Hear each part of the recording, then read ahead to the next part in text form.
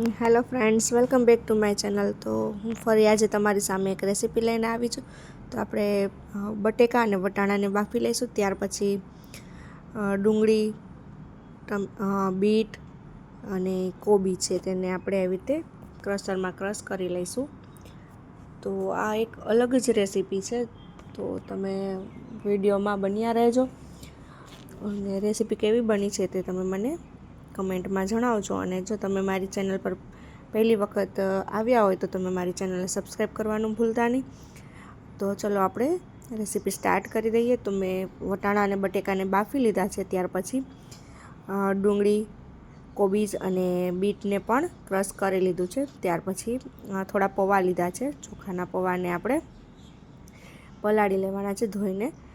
તો એ પણ પલાળી લીધા છે. તો બટેકા બફાઈ ગયા છે, વટાણા બફાઈ ગયા છે. તો હવે બટેકાની છાલને આપણે કાઢી લઈએ. તો હાથેથી પણ કાઢી શકીએ. અને એક આ પણ ટિપ્સ છે કે જો ગરમ બટેકા લાગતા હોય તો આવી રીતે ચપ્પુમાં રાખી અને આપણે આવી રીતે પણ તેની છાલને આપણે કાઢી શકીએ છીએ. તો તેનાથી પણ ફટાફટ બટેકા ફોલાઈ જાય છે. તો એ પણ એક એવી ઉપયોગી એવી ટિપ્સ છે. તો બધા જ બટેકાનો આવી રીતે છૂંદો કરી લઈએ. મસાલો બનાવવાનો છે, તો આપણે વટાણા અને બટેકા છે તે મિક્સ કરી લીધા છે. તે એકદમ એમાં જરા પણ બટેકાને કટકી પણ રાખવાની નથી, એકદમ આપણે છૂંદો જ કરવાનો છે. તો જુઓ, બધા જ બટેકાને સરસથી મેં મેશ કરી લીધા છે. ત્યાર પછી જે પૌવા હતા પલાળ્યા હતા, ચોખાના પૌવા પલાળેલા હતા, એને આપણે તેમાં મિક્સ કરી લઈએ.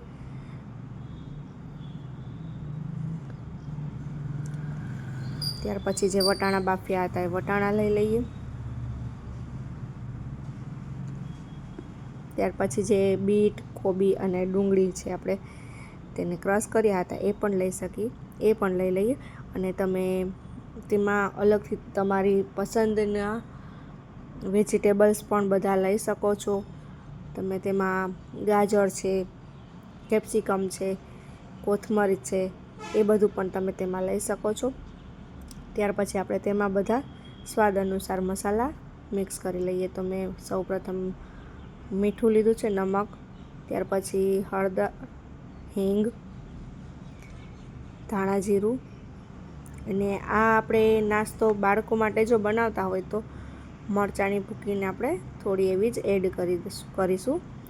તો આવી રીતે તમે નાના બાળકોને સ્કૂલે નાસ્તામાં પણ સવારે બનાવીને આપી શકો છો. સાંજના ટાઈમમાં આવી રીતે નાસ્તામાં પણ બનાવી શકો છો. માત્ર 5 થી 10 મિનિટનું જ કામ છે. તો ફટાફટ બની જાય એવી રેસીપી છે. ત્યાર પછી આવી રીતે રવો લીધો છે, તો 2 ચમચી તેમાં આપણે રવો મિક્સ કરી લઈએ. રેસીપીનું નામ તો હું તમને લાસ્ટમાં કહીશ કે શું બનાવ્યું છે, એટલા માટે તમે વિડીયોમાં કન્ટિન્યુ રહેજો. તો ત્યાર પછી રવો મિક્સ કરી લઈએ. ત્યાર પછી આપણે ખટાશ માટે લીંબુનો ઉપયોગ કર્યો છે, તો લીંબુનો રસ આપણે તેમાં એડ કરી લઈએ. ત્યાર પછી બધી જ વસ્તુને એકદમ સરસથી મિક્સ કરી લેવાની છે. એકદમ મેશ કરી લેશું. તેમાં વટાણા પણ આખા ન રહે એવી રીતે આપણે તેનું બધું મિક્સ કરવાનું છે. તો જુઓ, મસાલો સરસથી બની ગયો છે. થોડી ખાંડ પણ એડ કરવાની હતી, જેથી કરીને ખટાશ ગળાશનો સ્વાદ સારો આવે છે. તો મસાલો એકદમ સરસ બની ગયો છે. તો હવે આપણે મસાલામાંથી આપણે વડી બનાવવાની છે. તો મેં આ બીટની કટલેસ બનાવી છે. આપણે વેજીટેબલ્સ કટલેસમાં આપણે બધા જ શાકભાજી નાખી શકીએ છીએ. તમારી પસંદના તમે તેમાં શાકભાજી લઈ શકો છો. જો નાના બાળકો બીટ ન ખાતા હોય તો તેને તમે આવી રીતે બનાવીને પણ ખવડાવી શકો છો. તો જુઓ, આવી રીતે તેની વડી બનાવી લઈએ. બધી એક જ સરખી બનાવવાની છે.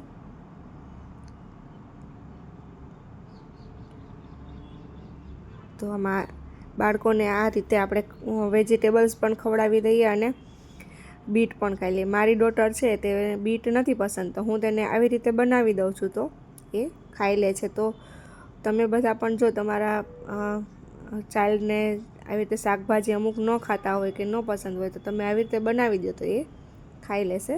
તો ટ્રાય કરજો જરૂરથી.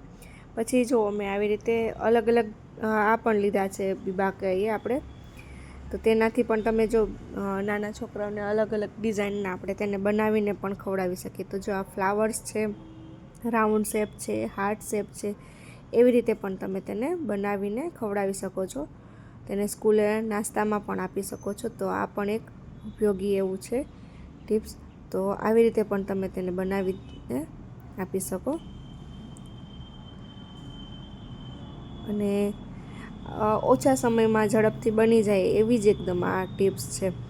તેમાં બિલકુલ વાર નથી લાગતી, ફટાફટ બની જાય છે. હવે બધી જ વડી બની ગઈ છે. તો હવે આપણે મેં એક નોનસ્ટિક તવી લઈશ અને કોર્નફ્લોર લીધો છે. તો બધી વડી છે તેને કોર્નફ્લોર સ્પ્રેડ કરી અને બધાને તેમાં રગદોળીને આપણે તવી પર આપણે ફ્રાય કરી લઈશું.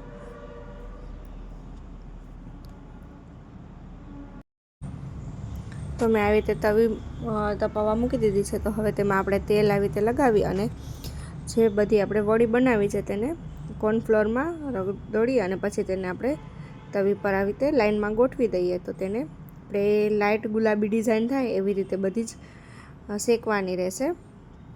તો મેં આ બીટની કટલેસ બનાવી છે. તો તમે પણ આવી રીતે જરૂરથી ટ્રાય કરજો. તેમાં તમે કોથમરીનો પણ ઉપયોગ કરી શકો છો. ત્યાર પછી તમે બીનો ભૂકો એટલે કે માંડવી સિંગદાણાનો ભૂકો છે એ પણ તેમાં એડ કરી શકો છો. ટોસનો ભૂકો પણ એડ કરી શકો છો. કેપ્સિકમ લઈ શકો છો, ગાજર લઈ શકો છો. તમારી પસંદથી તમે તેમાં બધા વેજીટેબલ્સ છે, મસાલો છે તે તમે બનાવી શકો છો. પણ મેં સ્પેશિયલી મારી ડોટર છે તેને બીટ નથી પસંદ, એટલા માટે હું આવી રીતે તેને બનાવીને ખવડાવું છું. તો મેં તમારી સાથે આ રેસીપી શેર કરી છે. જો તમારા બાળક પણ આવી રીતે વેજીટેબલ્સ અમુક ન ખાતા હોય તો તમે આવી રીતે તેને બનાવી અને ખવડાવી શકો છો. તો જો આવી રીતે બધી લાઇટ પિંક ફ્રાય કરી લઈએ. ત્યાર પછી આપણે તેને તેલમાં તળી લઈશું. તેલમાં મેં પહેલાં એટલા માટે ન તળી કારણ કે તેનામાં આપણે જે કોર્નફ્લોરનો લોટ છે એ એમાં દૂર થઈ જાય છે અને સારી નથી બનતી. તો આવી રીતે બનાવશો તો એક અલગ જ રીતે સરસ બનશે. જુઓ બધી જ એકદમ સરસથી બની ગઈ છે. તો આ એક કહીએ ને કે ખાસ સિક્રેટ ટિપ્સ છે. તો એ એક સિક્રેટ ટિપ્સ છે. તો એવી રીતે તમે બનાવજો જેથી કરીને સરસ બનશે. તો હવે આપણે બધી જ બની ગઈ છે તો તેમાં આપણે વઘાર કરી લઈએ. આ પણ એક નવી જ રીત છે. આવી રીતે કોઈ નહીં બનાવતું હોય તો તમે આ એક જરૂરથી ટ્રાય કરજો કે તમને ખૂબ જ ભાવશે અને ઘરમાં બધા આંગળા ચાટતા રહી જશે. બધાને બહુ જ ભાવશે. તો તમે એકવાર આવી રીતે જરૂરથી બનાવજો. તો મેં તેલ મૂક્યું છે. ત્યાર પછી તેમાં મેં લીલા મરચાંની કટકી અને તલને સાતરી લીધા છે. તમે રાઈ જીરું પણ જો તમને પસંદ હોય તો તમે તેનો વઘાર કરીને પણ ખાઈ શકો છો. એ પણ સારું લાગે છે. તો મેં અત્યારે ખાલી તેલ અને લીલા મરચાં છે તેને જ આવી રીતે સ્પ્રેડ કર્યા છે. તો મારી એકદમ મસ્ત ટેસ્ટી ખૂબ જ સરસ એવી કટલેસ બની ગઈ છે, બીટની કટલેસ. બીટનો ખાસ બીટ માટે થઈને જ આ કટલેસ બનાવી છે. તો તમે એક વખત અત્યારે હવે શિયાળામાં ખૂબ જ બીટનો ફાયદાકારક છે. તો તમે રીતે બનાવજો. જુઓ ખૂબ જ સરસ લાગી રહી છે કટલેસ. તો આવી રીતે તમે બનાવી અને તમારા બાળકોને પણ ખવડાવી શકો. તો મારી ચેનલ પર સબસ્ક્રાઈબ ન કરી હોય તો સબસ્ક્રાઈબ કરી બેલ આઇકોન પર પ્રેસ કરી દેજો. તો આપણે ફ્રેન્ડ્સ મળીએ નેક્સ્ટ વિડીયોમાં. Bye bye.